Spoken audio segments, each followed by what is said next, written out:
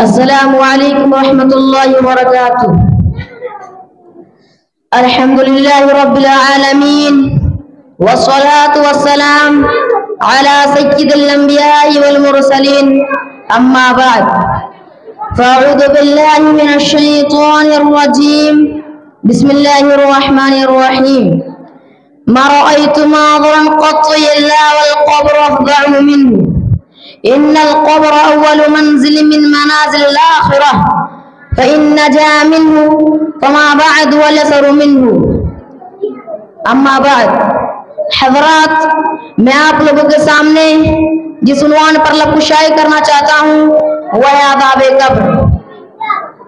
قبر کسی کے لیے جنت کی کیاری ہے تو کچھ بد نصیبوں کے لیے جہنم کا گڑھا، نیک کے لیے جنت ہے اور برے کے لیے جہنم۔ اگر لوگ عذاب قبر کو دیکھ لے تو اپنے مردوں کو دفن کرنا چھوڑ دے۔ قبر کا عذاب حق ہے۔ نبی صلی اللہ علیہ وسلم کے زمانے میں قبر کا ایک عیبتناک واقعہ پیش آ چکا ہے۔ جو نبی صلی اللہ علیہ وسلم کے زمانے میں گستاخی کرے گا، قبر بھی اسے قبول کرنے کے لیے تیار نہیں ہے۔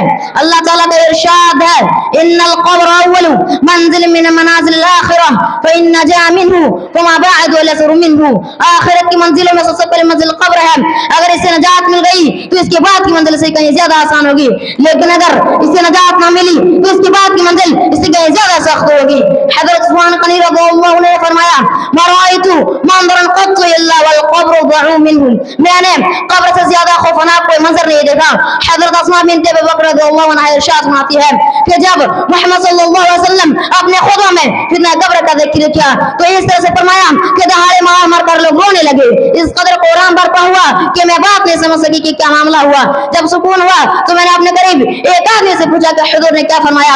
اس نے جواب دیا کہ حضور نے ارشاد فرمایا کہ جب مردہ قبر میں داخل ہوتے ہیں تو اس کے پاس دو فرشتے آتے ہیں جن کا رنگ کالا اور آنکھ نیلے ہوتے ہیں۔ ان میں سے ایک کو منکر دوسرے کو نکیر کہتے ہیں۔ وہ تین سوالات کرتے ہیں، من ربک، تو رب کون ہے؟ ما دینک، تمہارا دین کیا ہے؟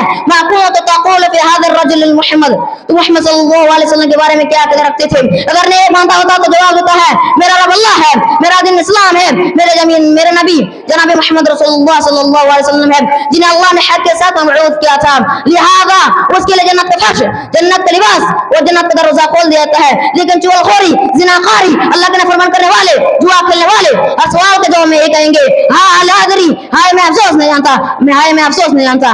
لہذا اس کے لیے جنت کا فرش، جہنم کا لباس اور جہنم کا دروازہ کھول دیا جاتا ہے، جس سے وہاں کی گرمی، ہوا اور سب بھی اس شخص پر مسلط کر جاتا ہے جن کا حال یہ ہوتا ہے کہ ان میں سے ایک بھی زمین پر پھول مار دے تو قیامت تک کچھ نہ ہوگے۔ وہ مسلسل اسے ڈستے رہتے ہیں اور قیامت تک ڈستے رہیں گے۔